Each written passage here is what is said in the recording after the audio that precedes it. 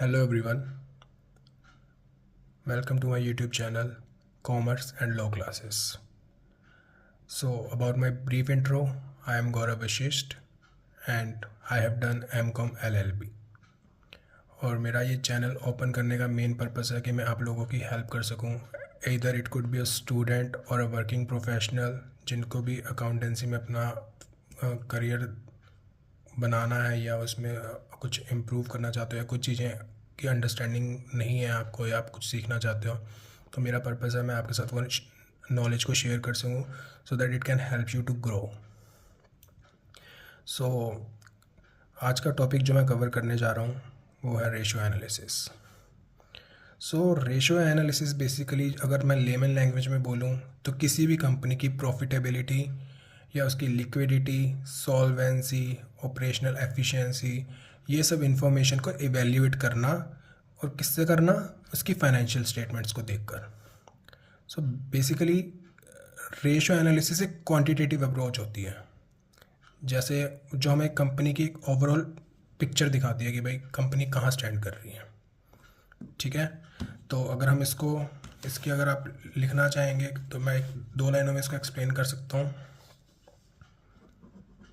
So ratio analysis is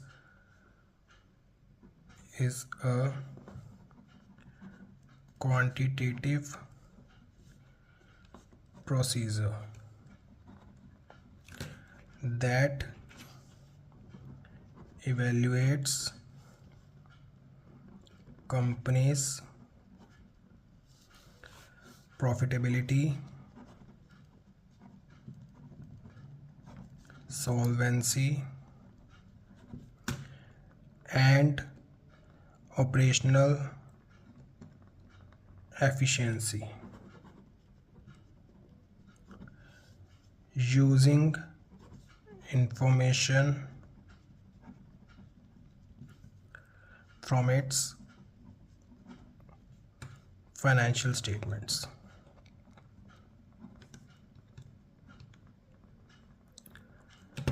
तो ratio analysis basically एक quantitative approach है या क्वांटिटेटिव एक मेथड है, एक प्रोसीजर है जो कंपनी की ओवरऑल प्रॉफिटेबिलिटी, सॉल्वेंसी या कितने एफिशिएंट है उन सबको इवेल्यूएट करने में हेल्प करता है। और किसके थ्रू करता है, उसकी जितनी भी फाइनेंशियल स्टेटमेंट्स हैं उनके थ्रू। ठीक है दोस्तों, तो अब हम चलते हैं अपने नेक्स्ट टॉपिक पे।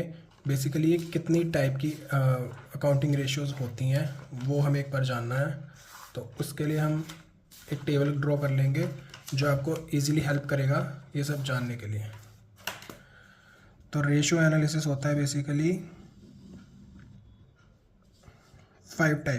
पांच टाइप का होता है। सो नंबर 1 होता है लिक्विडिटी रेशो, नंबर 2 होता है सॉल्वेंसी रेशो,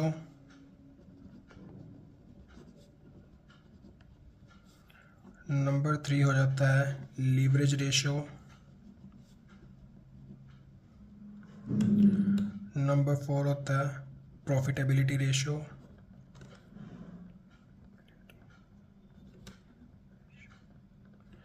एंड नंबर 5 जो अपना होता है वो होता है market value ratio.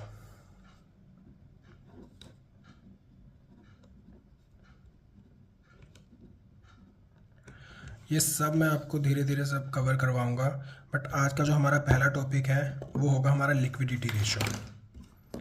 Liquidity ratio हमारा आज का टॉपिक है।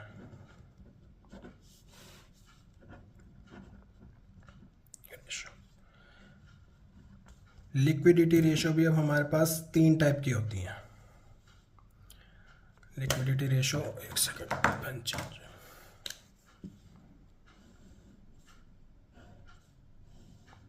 ठीक है। सबसे पहले आ जाता है हमारा करंट रेशो,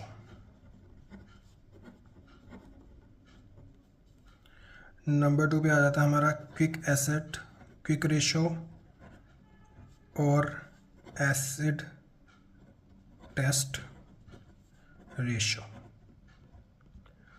और हमारा थर्ड आ जाता है एब्सोल्यूट लिक्विड रेशो। ठीक है दोस्तों। तो अभी जो हम कवर करेंगे वो करेंगे सबसे पहले आज की वीडियो में करंट एसेट। मेरा मेन गोल है कि मैं आपको एक एक टॉपिक इन डेप्थ नॉलेज दूं सो दैट आप उसको प्रैक्टिस भी करो, तो आप उसको मतलब एक पूरी तरह से उसके आपको आइडिया हो जाए कि उस पर्टिकुलर टॉपिक में क्या है। तो करंट रेशो क्या होता है?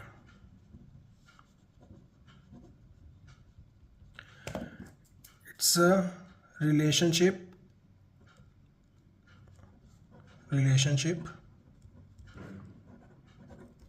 between current assets and current liabilities. Current ratio is basically a relationship of current assets and current liabilities. और इसका जो फॉर्मूला हम यूज़ करते हैं करंट रेशो का, ये रेशो एनालिसिस में हमें मेन फॉर्मूलेस पे ही फोकस करना है, तो आप फॉर्मूलेस को ज़्यादा एम्फोसाइज करना। करंट रेशो का फॉर्मूला मैं यहाँ पे मेंशन कर रहा हूँ। Current ratio is equal to current asset over current liabilities. अब आप पूछेंगे कि सर करंट एसेट क्या होता है, करंट लायबिलिटी क्या होता है, हम कैसे इसको फिगर आउट करेंगे? तो current asset basically, current assets are those assets that are or that can be converted into cash or cash equivalent within the same accounting period. वो एसेट जो एक पर्टिकुलर फाइनेंशियल ईयर में ही या accounting period में ही cash या cash equivalents में convert किए जा सकते हैं, उनको हम करंट एसेट कहते हैं। ठीक है। इफ़ यू वांट मैं आपको यहाँ पे डेफिनेशन भी या मीनिंग इसका लिख देता हूँ।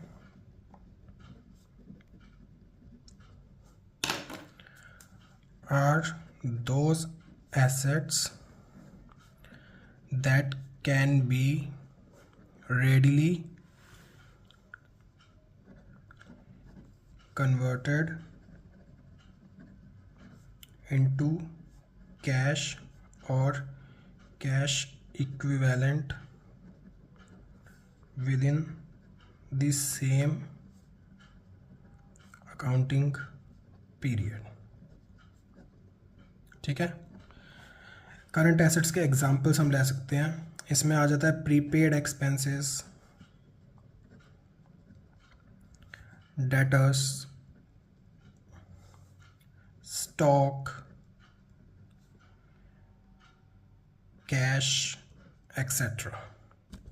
ये सब हमारे करंट एसेट्स की डेफिनेशन और विद एग्जांपल है। अब हम बात करते हैं करंट लायबिलिटीज़।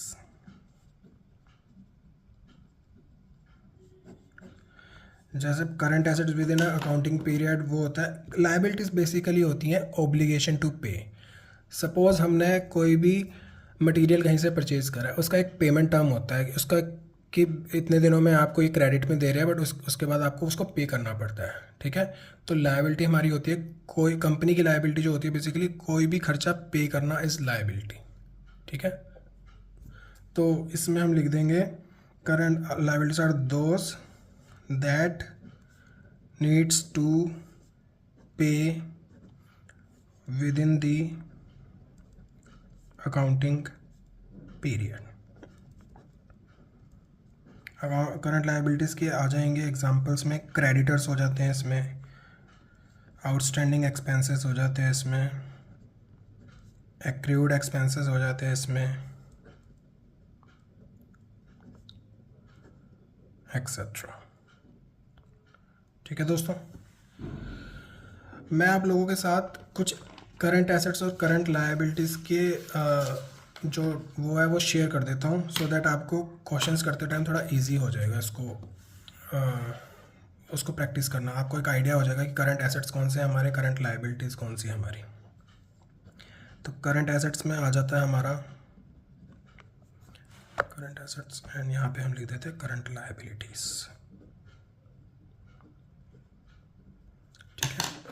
तो सबसे पहले हमारा करंट एसेट में आ जाता है कैश और बैंक, ये हमारे करंट एसेट हो गए। नंबर 2 में हम लिख देंगे शॉर्ट टर्म इन्वेस्टमेंट, हमारे करंट एसेट होते हैं।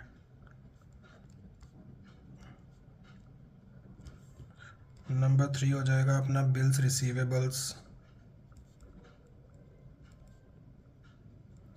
नंबर 4 हो जाएगा हमारे डेटर्स। नंबर 5 हो जाएगा हमारा प्रीपेड एक्सपेंस। नंबर 6 हमारा हो जाएगा मार्केटेबल सिक्योरिटीज़।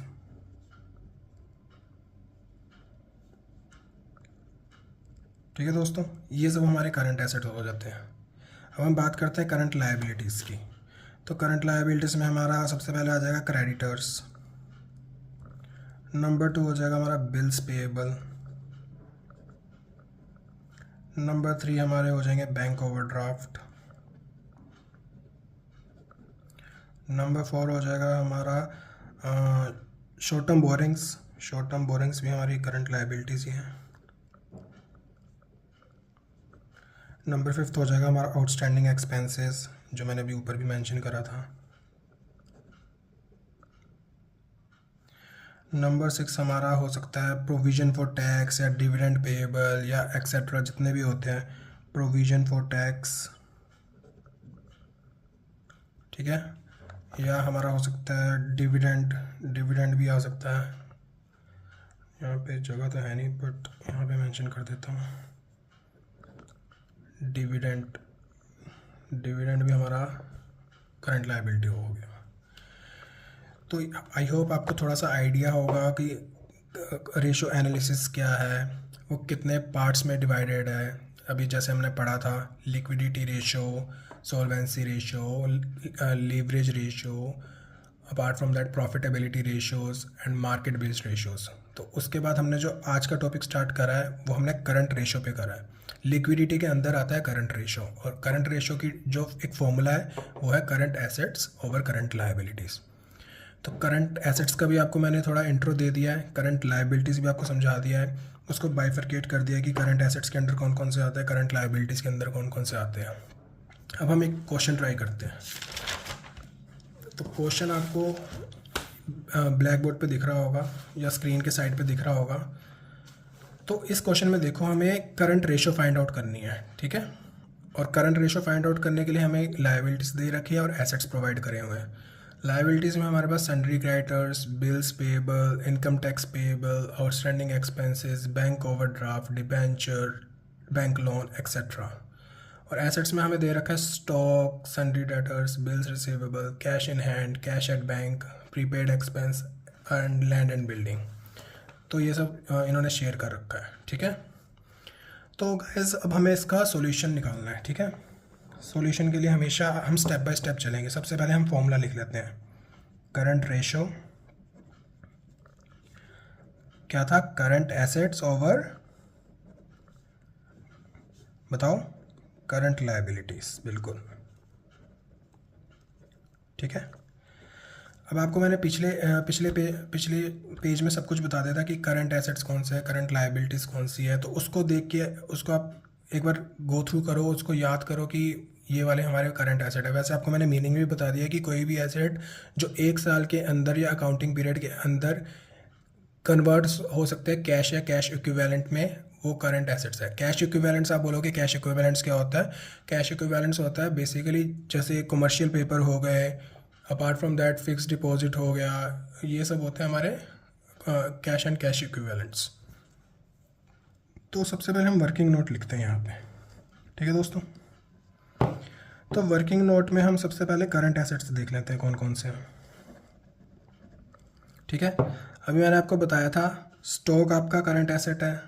ठीक है, डेटर्स आपका करंट एसेट है, बिल्स रिसीवेबल आपके करंट एसेट है,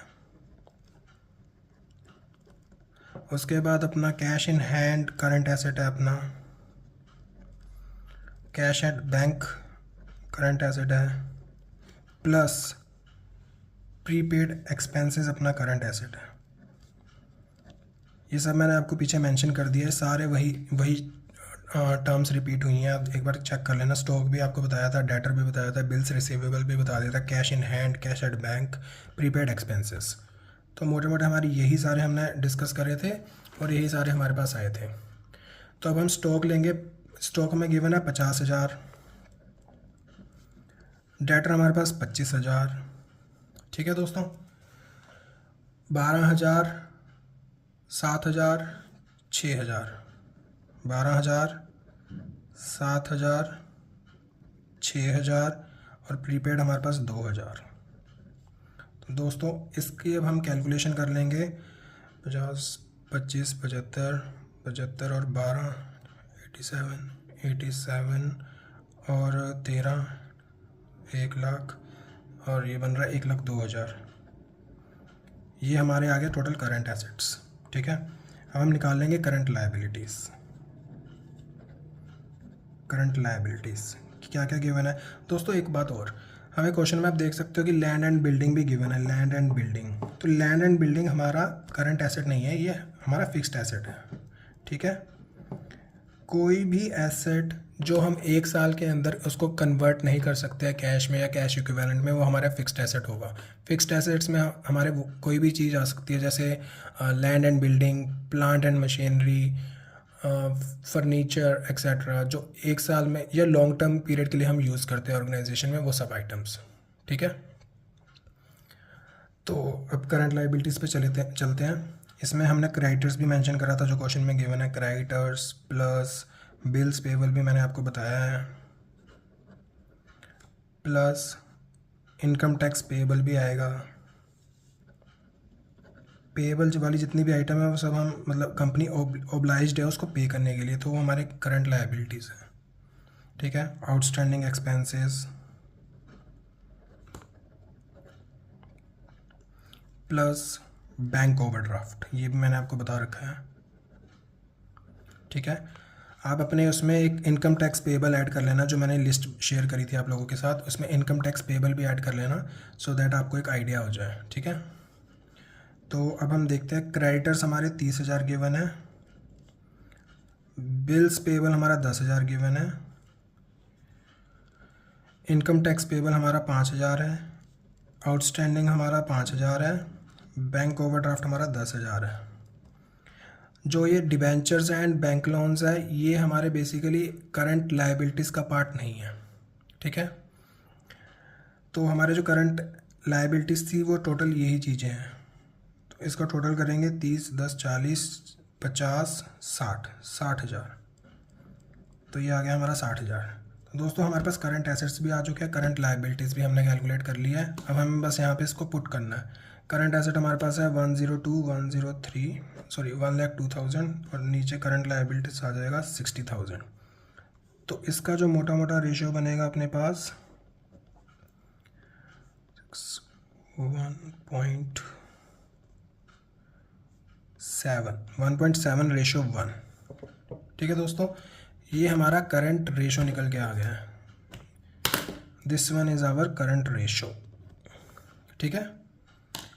तो ये हमारा एक बेसिक क्वेश्चन था जिसमें हमने करंट रेशियो को पूरा फिगर आउट करा है कि उसमें क्या क्या होता है, क्या क्या हमें गिवन है और कैसे हमें इसको कैलकुलेट करना है, राइट। एक क्वेश्चन मैं आपके साथ और शेयर करना चाहता हूँ, उसके बाद हम नेक्स्ट टॉपिक पे चलेंगे। तो अगला जो हमारा क्वेश्चन है उसमें कई बार क्या होता है, हमें गिवन होती है वर्किंग कैपिटल। वर्किंग कैपिटल हमारी सपोज 75,000 है। ये एक क्वेश्चन मैं आपके साथ शेयर कर रहा हूँ स्क्रीन पे, आप इसके थ्रू जा सकते हो, ये आपको थोड़ा हेल्पफुल होगा। करंट रेशो हमें गिवन है 3:2। अब कई बार हमें उल्टा क्या जाता है कि हमें करंट एसेट निकालना है एंड करंट लायबिलिटीज निकालनी है, ठीक है दोस्तों। तो इसको हम करेंगे सेम फॉर्मूला, बट इसमें अगर आप देखोगे तो हमें current asset and current liabilities नहीं है, और करंट रेशो में हमें चाहिए होता है current asset divided by current liabilities, ठीक है। इसमें अब हम थोड़ा सा चेंज लेके आएंगे। इसमें जैसे आप देख सकते हो कि करंट रेशो हमें गिवन है, ठीक है। तो इसमें हम करेंगे कि वर्किंग कैपिटल का एक फॉर्मूला होता है, working capital is equal to current assets minus current liabilities, ठीक है दोस्तों। तो इसमें हम क्या करेंगे कि जैसा कि आप देख सकते हैं यहाँ पे 3:2 है, 3:2। 2 1 जा 2, 2 5 जा 10, 1.5, ठीक है। 1.5 रेशो 1 आ रहा है इसका। तो हम इसमें क्या करेंगे, लेट, क्योंकि हमारा करंट लायबिलिटीज़ अगर हम x लेंगे, लेट करंट लायबिलिटीज़ भी x, तो करंट एसेट हमारा आ जाएगा 1.5x, ठीक है दोस्तों। ये x है तो ये 1.5 गुना से ज़्यादा है, ठीक है। 1.5 इंटू एक्स हो जाएगा ये। तो यहाँ पे आ जाएगा हमारा वर्किंग कैपिटल 75,000 जो हमें क्वेश्चन में गिवन है। करंट एसेट हमारा आ जाएगा 1.5x, जिसमें से हम करंट लायबिलिटीज़ माइनस कर देंगे। तो 0.5x इज इक्वल टू 75,000। तो x हमारा जो आएगा वो आ जाएगा हमारे पास 1.5 लाख, 1,50,000, ठीक है। तो x हमने किसको माना था,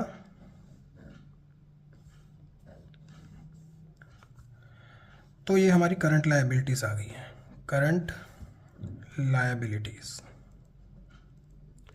और 1.5x is equal to 1.5 into x, 1,50,000।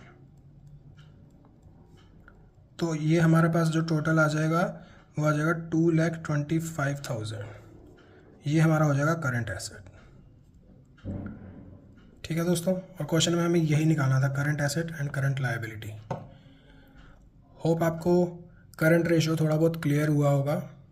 तो मैं आप लोगों से रिक्वेस्ट करूंगा कि आप थोड़ा सा अपनी वर्कबुक निकालें या आपकी जो भी बुक हैं जिसमें से आप गो थ्रू करते हो, उसमें से इससे रिलेटेड जितने भी क्वेश्चंस हैं वो भी एक बार ट्राई करो। अगर आपको कहीं भी कोई भी डाउट आता है तो आप कमेंट सेक्शन में मेंशन करो, मैं आपको उसकी अलग से वीडियो बनाऊंगा जिसमें मैं उस पर्टिकुलर आपकी क्वेरी को रिजॉल्व करूंगा और आपको उसका वे बताऊंगा कि इसको कैसे कर सकते हैं, ठीक है दोस्तों। तो आज के लिए बस इतना ही। कल मैं एक नई वीडियो के साथ आऊँगा जिसमें हम क्विक रेशियो कवर करेंगे। आज हमने करंट रेशियो कवर कर लिया, कल हम क्विक रेशियो कवर करेंगे। तो दोस्तों चैनल पे बने रहो और आपसे रिक्वेस्ट है कि इसको लाइक, शेयर एंड सब्सक्राइब ज़रूर करो। शेयर आप अपने क्लोज्ड वन के साथ करो सो दैट कि उनको भी इस चीज़ में हेल्प हो। बहुत लोग हैं जो जिनको प्रॉब्लम आती है और हमारे पास कोई वो नहीं होता, तो मेरी रिक्वेस्ट है कि आप उनके साथ शेयर करो सो दैट उनके लिए भी थोड़ा सा इजी हो, उनको कंसेप्ट्स की क्लैरिटी हो। और अगर आप इसको सब्सक्राइब करेंगे और बेल आइकन को हिट करेंगे तो मैं जैसे ही कोई नई वीडियो डालूंगा तो वो आपके साथ शेयर होगी, सो आपको नोटिफिकेशन पॉपअप हो जाएगी। आप उसके थ्रू आप नेक्स्ट वीडियोज़ को गो थ्रू कर सकते हैं। बाकी गाइज रिक्वेस्ट है कि जितनी ज़्यादा प्रैक्टिस कर सकते हो करो, क्योंकि practice makes a man perfect, as you all know that. So we'll catch you in the next video. Have a great future guys. Good luck.